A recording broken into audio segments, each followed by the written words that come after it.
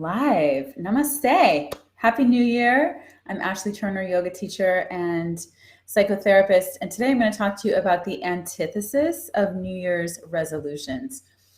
Why, in my contemplation in the last few years, but definitely in the last year, I have really been looking at my own relationship with consumerism and my relationship with striving and being goal-oriented. And I'm coming back to the roots of yoga. I'm coming back to the roots of my spiritual practice, which is Taoism, yoga, Buddhism. And the idea, which is a very simple one, it's a root yoga yama. One of the core tenets, the 5 yamas, the 5 niyamas, is aparigraha. And this concept that we get really caught up in, we have the holidays, which is super materialistic and all about gift giving and activities and striving to really create this holiday experience. And then we move right into the new year with all this hype around New Year's resolutions and goal setting. And I've just been watching in myself, I've really downshifted in the last couple of years. And I am deeply contemplating the relationship between contentment and consumerism. And the more that I am striving and the more that I set goals, like I want to make $1 million, or I want to have this many people sign up for my course, or I want to buy this car, or I want to buy this house. We live in a culture that is set up to strip us of a sense of satisfaction. Our culture is set up in every direction to create a sense of lack, a sense of not enoughness. We know that all the advertising is set up for this, and we have to get really skillful. And this is where you have to become a spiritual warrior or warrioress, a ninja, that you're able to see through these vast movements and imprints of consumerism. And this is a very deep philosophical foundational pillar for our happiness and our contentment, is that we cultivate what's called in yoga aparigraha. Aparigraha is non-greediness. It's often also translated as generosity. And it's a sense of non-striving. And I've been in a deep mindfulness training with Jack Kornfield and Tara Brach. And so I've been studying the mindfulness attitudes, and one of the mindful attitudes is non-striving. And it's been a huge awakening for me to realize how much I strive. I always strived to be an A student, and I really, prided myself on being an A student all the way along, and being a type A personality and seeking certain measures of success or kinds of relationships or kinds of possessions or kinds of friendships. And I have very deeply in my old age, my middle age, been contemplating in the last couple of years, what do I really want my life to be like? What are my core values? So I want to offer you all this as you move into 2020. What are your core values? As my dear friend Danielle Laporte says, what are your core desired feelings? And for me, one of the core desired feelings that I have is spaciousness and ease and grace, and not wanting to be stressed and amped up in my nervous system. And so I noticed that the more possessions I have in my home, the more clothes I have, the more things that I have to do on my calendar, the more stressed I feel, and the more attachments I feel and pressure. And I don't want to be pressured. So I'm offering you today a very deep yoga teaching on aparigraha, non-greediness. It takes an enormous amount to unplug from our culture of greediness. If you're in the Western hemisphere, the Northern hemisphere, in general, we live in an extremely greedy culture. And particularly if you're in America, we are built on this concept, our motto is manifest destiny, which is this idea of striving. I'm going to manifest and I need more. And it's It's the very antithesis of spirituality, of a sense of ease and contentment, that I actually already have enough, that I actually already am enough.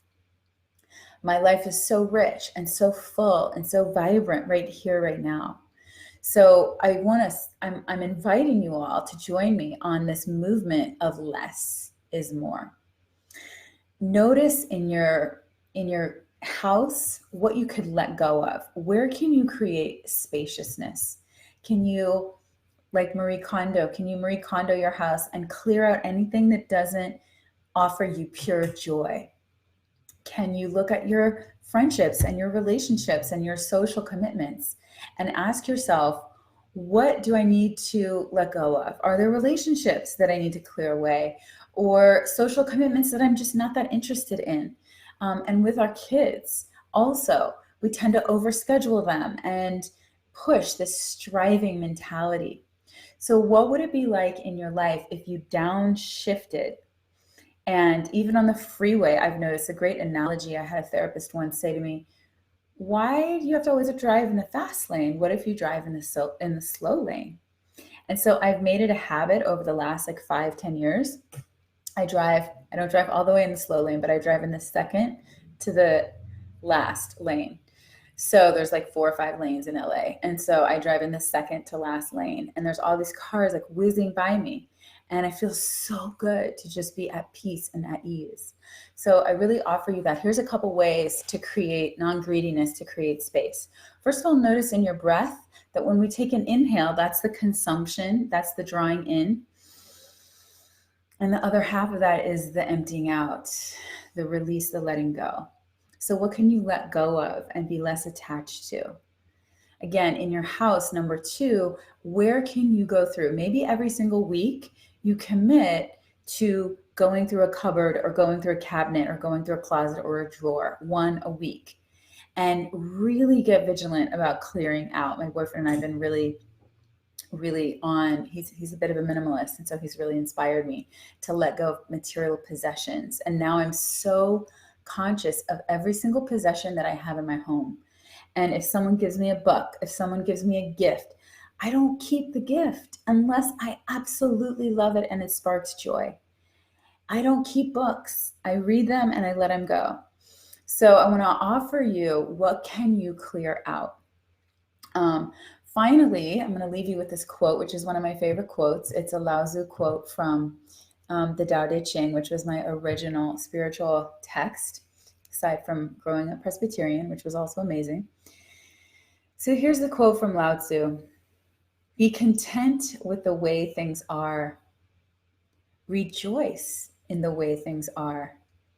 When you realize there is nothing lacking, the whole world belongs to you. Be content with the way things are.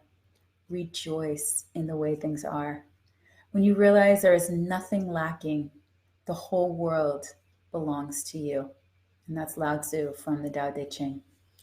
So as you set about your new year, and as you set about perhaps creating goals or New Year's resolutions, I really invite you to make them from a space of aparigraha, of non-greediness, of generosity. Give yourself the respect and give yourself the generosity to do less. Radically simplify in your life. Do less, better. Do less in your life and do it better. And value spaciousness and value emptiness. And notice how that emptiness actually fills you up.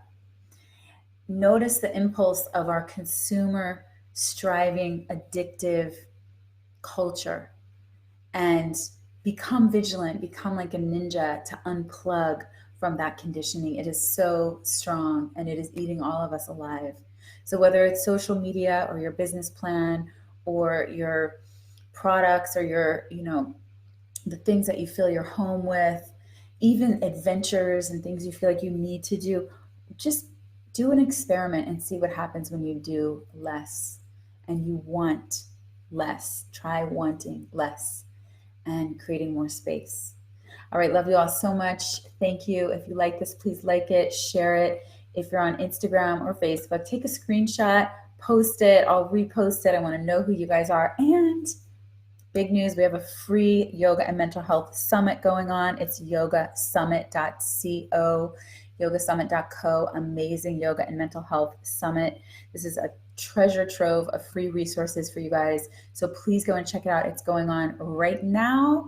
And Rod Stryker, Sally Kempton, Nicole Cardoza, Chelsea Jackson Roberts. There's just so many incredible people. Katie Brower, Sapir Singh Khalsa from Harvard, Dr. Timothy McCall, David Emerson, founder of Trauma Informed Yoga. So please, please go check it out. And I will see you on the other side. Namaste. Can't wait to hear your comments. Love you.